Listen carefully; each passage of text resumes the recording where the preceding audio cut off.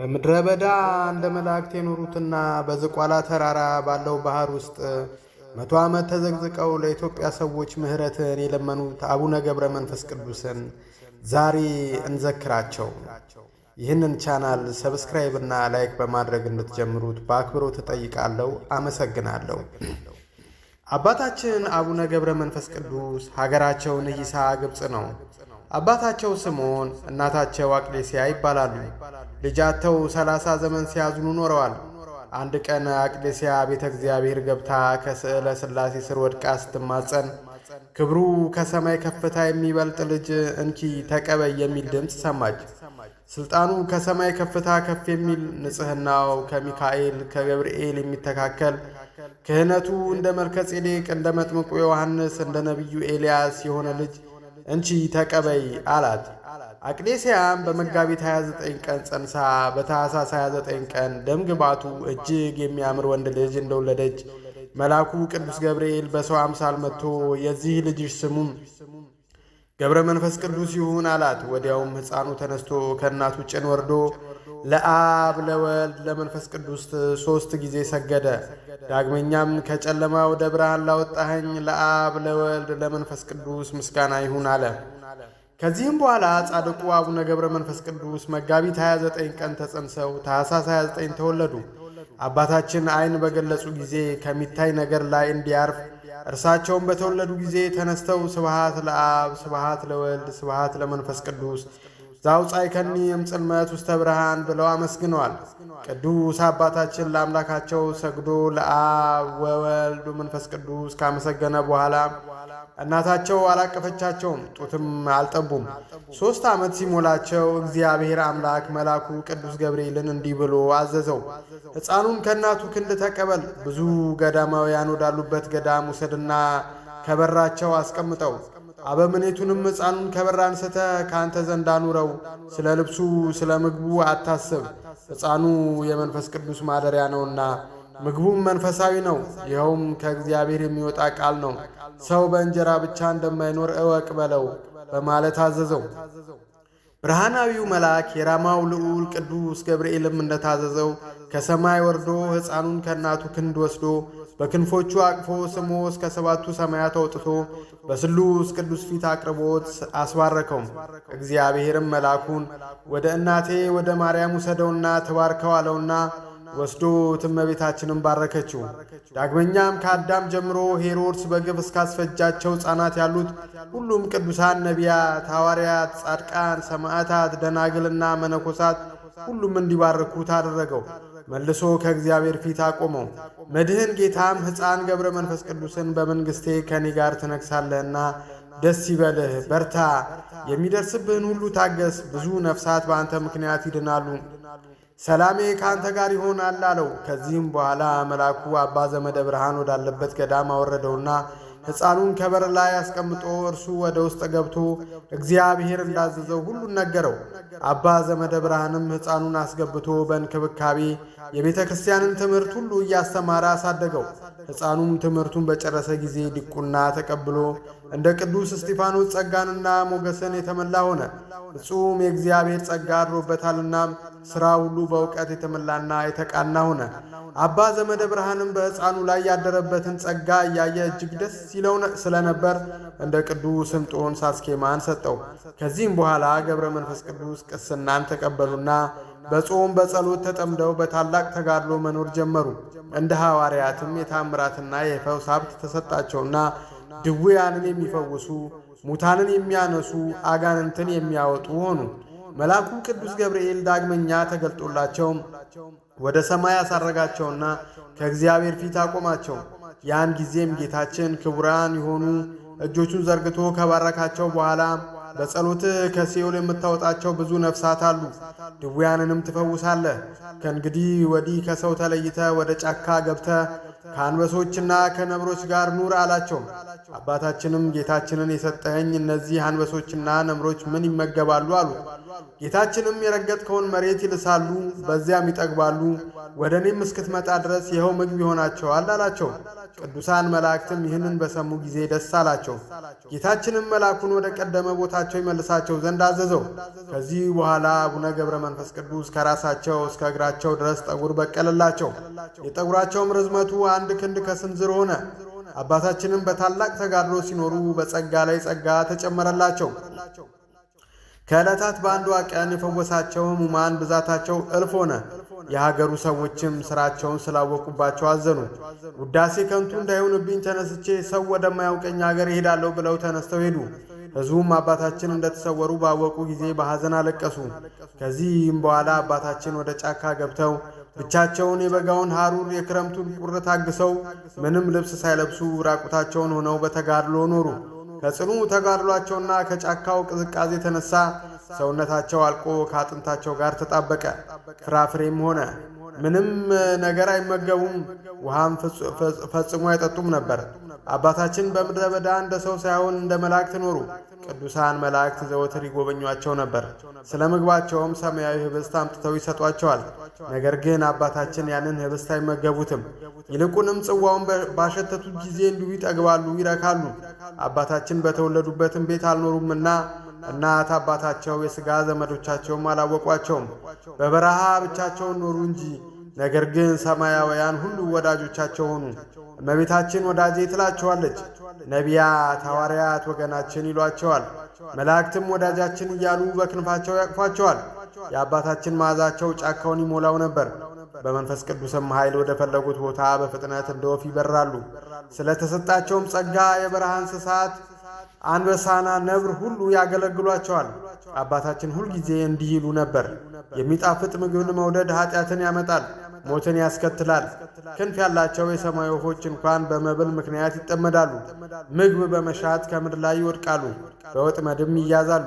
የሰው ልጅም ምግብን በመውደድ በኃጢአትን ይወድቃልና እኔ ስለ ሰውነቴ ምግብ መጠጥን አልፈልግም፣ ልብስም አልሻም። ራቁቴን ከእናቴ ማፀን እንደወጣው እንዲሁ ራቁቴን ወደ መቃብር እመለሳለሁ እንጂ ከዚህ ከኃላፊው ዓለም በሞት በተለየው ጊዜ መብል መጠጥንና ልብስን ማን ያስከትልልኛል አሉ። ዳግመኛም ሰው ሊደርስ በማይችልበት በረሃ እኖራለሁ። ነጣቂ ተኩላዎችና አራዊቶች ባሉበት እነርሱ እንዲበሉኝ ሥጋዬን እጥላለሁ። ዳዊት በመዝሙር የጻድቃን ሥጋቸው ለዱር አራዊት ነው እንዳለ እኔ ክፉ አውሬዎች፣ ተናዳፊ እባቦችና ዘንዶች ወዳሉበት እገባለሁ፣ ምግብም መሆናቸው ዘንድ እወዳለሁ በማለት አባታችን ራሳቸውን ለሞት አሳልፈው ይሰጡ ነበር። ነገር ግን አራዊቱ ሁሉ እየሰገዱላቸው ይገዙላቸው፣ ከእግራቸውም በታች ይተኙ ነበር። እንደሚታዘዝ ደቀ መዝሙርም ይታዘዙላቸው ነበር። ለጸሎትም በሚቆሙበት ጊዜ አብረዋቸው ይቆማሉ፣ በፊታቸውም ይጫወታሉ። በአንደኛው ዕለት አባታችን ጸሎታቸውን እንደጨረሱ ሰማይ ተከፍቶ የእሳት ድንኳን ተገልጦ 40ቱ እንስሳት የእግዚአብሔርን ዙፋን ተሸክመው 24ቱ ካህናተ ሰማይ ማዕጠንት ይዘው ቅዱሳን መላእክትና አለቆቻቸው በየነገዳቸው በዙሪያው ቆመው ጌታችን ለአቡነ ገብረ መንፈስ ቅዱስ በአንድነት በሦስትነት እንዳለ ተገለጠላቸው። አባታችንም ይህንን ባዩ ጊዜ እጅግ ፈርተውና ደንግጠው መሬት ላይ ወደቁ። ጌታችንም ካጸናቸውና ካበረታቸው በኋላ ዮሐንስ ቀለምሲስ እኔን እንዳየኝ አንተም እኔን ማየት የምትችልበትን ኃይል እሰጥሃለሁ። ወዳጄ ሆይ ምን ትሻለህ? የምትጠይቀኝስ ነገር ምንድን ነው? ለይህ ብለህ በለመንከኝ ጊዜ ተገለጥኩልህ። 80 ዓመት በጫካ ኖርክ፣ በረሃዎችን ዞርክ። ከአንበሶችና ነብሮች ከአራዊትም ጋር መኖርን አልፈራህም። ጨክነህ እስከ ሞት ድረስ ታገስ። የመረጥሁ ወዳጄ ገብረ መንፈስ ቅዱስ ሆይ ምን አደርግልህ ዘንድ ትወዳለህ? አላቸው። አባታችንም ይህንን ቃል ከጌታችን ሲሰሙ አምላኬ ሆይ ይህን ልታደርግልኝ አይገባኝም። በፊትስ ሞገስን ካገኘው የገቡታን ሰዎች ማርልኝ፣ እነርሱ ኃጣን ናቸውና። አንተ ንስሐን ለማይሹ ጻድቃን አልመጣህምና ኃጣንን ወደ ንስሐ ልትመልስ ነው እንጂ አሉት። ዳግመኛም አቤቱ እንደ ክረምት ውሃ እንባቸውን እያፈሰሱ ጥርሳቸውን እያፋጩ በደን የሚኖሩትን አስባቸው፣ ሰይጣን አስቷቸዋልና በማወቅ ባለማወቅ በሰሩት ማራቸው፣ ይቅር በላቸው እያሉ ለመኑት። ጌታችንም ወዳጄ ሆይ የለመንከኝን አልከለክልህም፣ እንደ ቸርነቴም ስምህን የጠሩትን መታሰቢያህን ያደረጉትን ኃጣንን ምሬልሃለሁ፣ የለመንከኝንም ሁሉ አደርግልህ ዘንድ ቃል ኪዳንን ሰጥቻለሁ አላቸው። አባታችንም እጅግ ደስ ብሏቸው በግንባራቸው መሬት ላይ ወድቀው ጌታችንን ሲያመሰግኑት ቅዱሳን መላእክትና ሰማያውያን ቅዱሳን ሁሉም አብረው ተደስተው እግዚአብሔርን አመሰገኑ። አባታችንም ይህንን ቃል ኪዳን ሲቀበሉ ዕድሜያቸው 300 ዓመት ነበር። ጌታችንም የመላእክት አለቆችን ስለ ወዳጄ ገብረ መንፈስ ቅዱስ ምልጃ ወደ ገሃነም ሂዱና የኃጥአን ነፍስ አውጡ፣ ከእስራታቸውም ፍቷቸው አላቸውና እነርሱም የገቡታ ሰዎችን 3000 ነፍሳት ከደይን አውጥተው ወደ ገነት አገቧቸው። ዳግመኛም እግዚአብሔር አቡነ ገብረ መንፈስ ቅዱስን እንዳንተ ካሉ ሰዎች በቀር በዓለም ያሉ ሰዎች እንዳያውቁ አደርጋለሁ። መላእክት ይጎበኙሃል እንጂ ከካህናት ከመነኮሳት ከምእመናንም ወገን ቢሆን ምንም ያለ ፈቃድ አያይህም። ወዳጄ ሆይ እንደወደድህም እኔ አባቴንና መንፈስ ቅዱስን በሦስትነት ያየኸኝ፣ አሁንም ወደ ኢትዮጵያ ሂድ፣ በዚያም ከደይን የምታወጣቸው ነፍሳት አሉ አላቸው። አባታችንም አምላኬ ሆይ ወደዚያች አገር ማን ያደርሰኛል አሉት። እግዚአብሔርም እኔ በሥልጣን ያደርሰሃለሁ ካላቸው በኋላ ከእርሳቸው ተሰወረ። አባታችንም የገቡታ ሰዎች ምሕረትን ሲያገኙ አይተው እጅግ ተደሰቱ።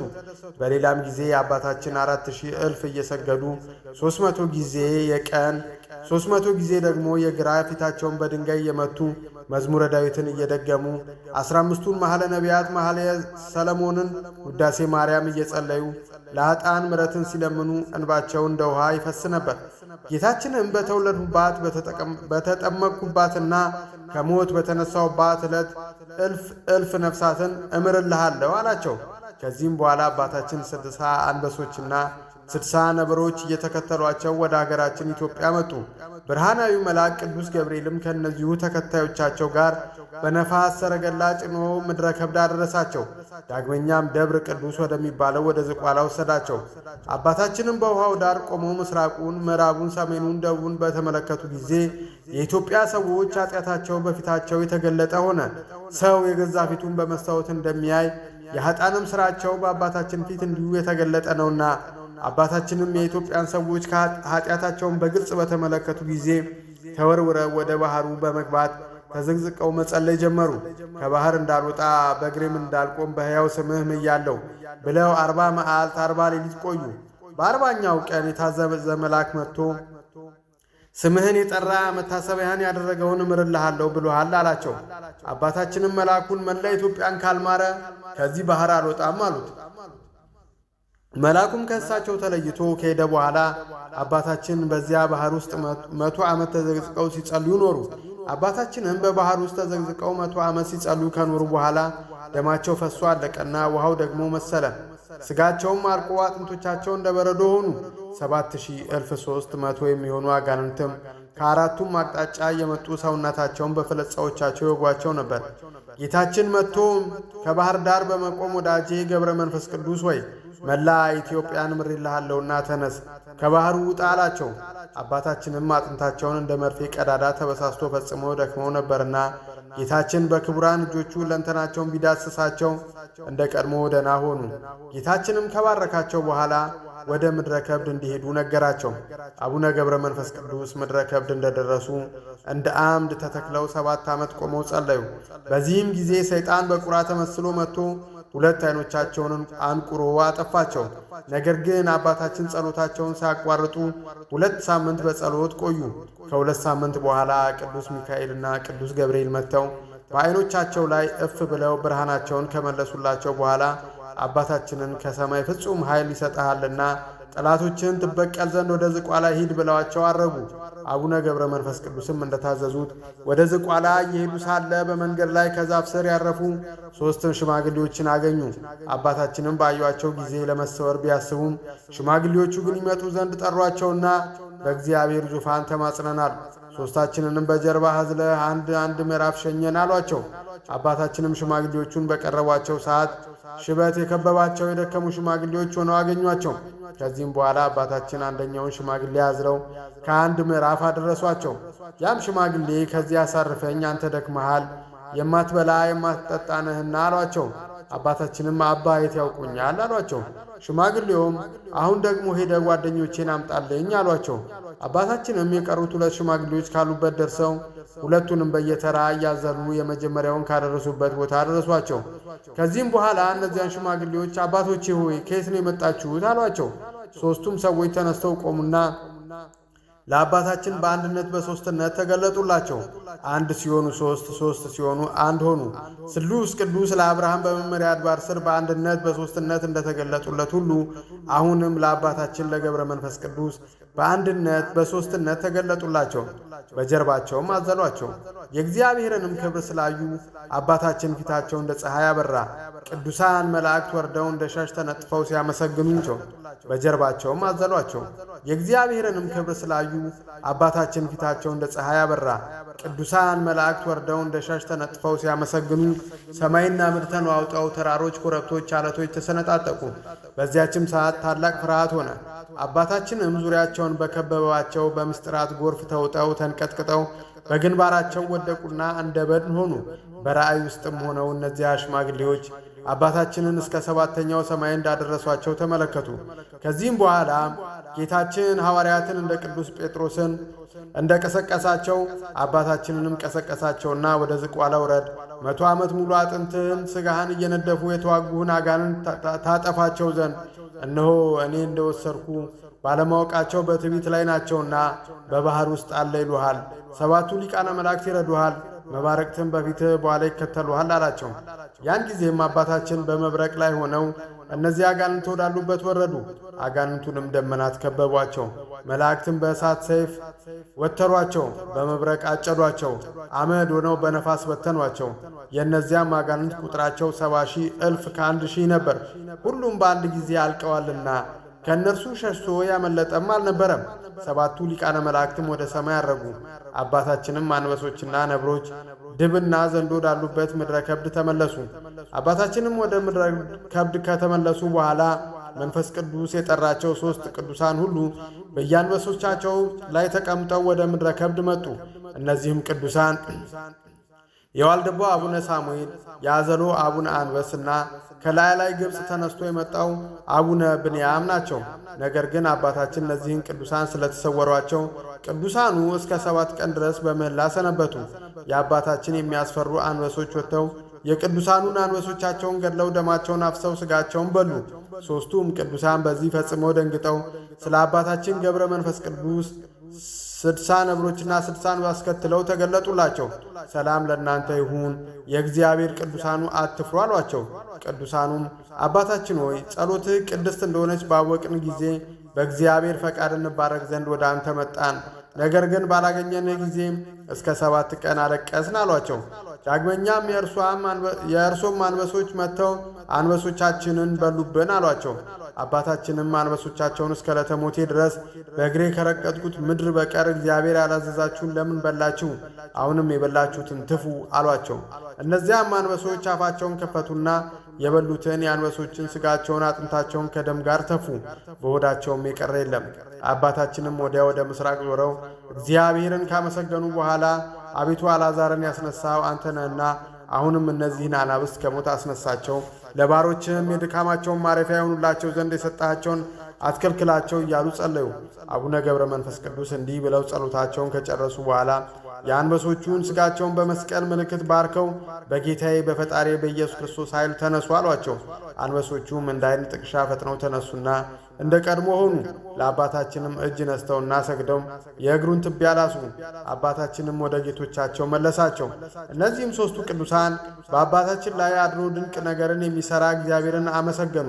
የዋልድባው አቡነ ሳሙኤል አባታችንን አባት ሆይ በዚች ቀን ድንቅ ሥራን አየን። አራያህ የእግዚአብሔርን መልአክ አራያ ይመስላል። ቅድስና ፍጹም ነው። የጸሎተ ኃይል ሙታንን ያስነሳል። የተበሉ አንበሶችን ከአንበሶች ሆድ አወጣህ አሏቸው። ዳግመኛም አባታችን ስለ ቅዱሳኑ ምግብ ወደ እግዚአብሔር በጸለዩ ጊዜ መልአኩ ቅዱስ ፋኑኤል ከእግዚአብሔር ዘንድ ተልኮ በእጁ 3 ኅብስትና 3 ጽዋ ይዞ መጣ። አባታችንም 3ቱን ቅዱሳን እግዚአብሔር የሰጣችሁን ይህንን ኅብስትና ጽዋ ንሱ፣ ብሉ፣ ጠጡ አሏቸው። ቅዱሳኑም ሥራቸውን እያደነቁ በልተው ጠጥተው ጠገቡ። በማግስቱም አባታችን ቅዱሳኑን በሰላም ሂዱ ብለው መርቀው ሸኟቸውና የእግዚአብሔር ሥራ እያደነቁ ወደ የባታቸው ተመልሰው ሄዱ። ከዚህም በኋላ ለአባታችን ጌታችን ተገልጦ ብዙ ምስጢራትን ከነገራቸው በኋላ ወደ አረማውያን አገር ሄደው እንዲያስተምሩና የሚደርስባቸውንም መከራ ጭምር ነገራቸው። አባታችንም የክርስቶስን ፈጽመው ወደማያውቁበት አረብ አገራት ሄዱ።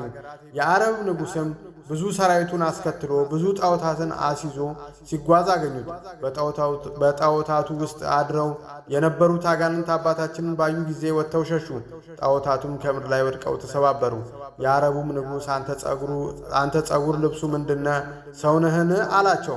አባታችንም አዎ እኔ ሰው ነኝ፣ ያውም የጌታዬ የኢየሱስ ክርስቶስ ባሪያ አሉት። ንጉሡም መልሶ በዚያ አይሁድ በሰቀሉት ታምናለህን? አላቸው።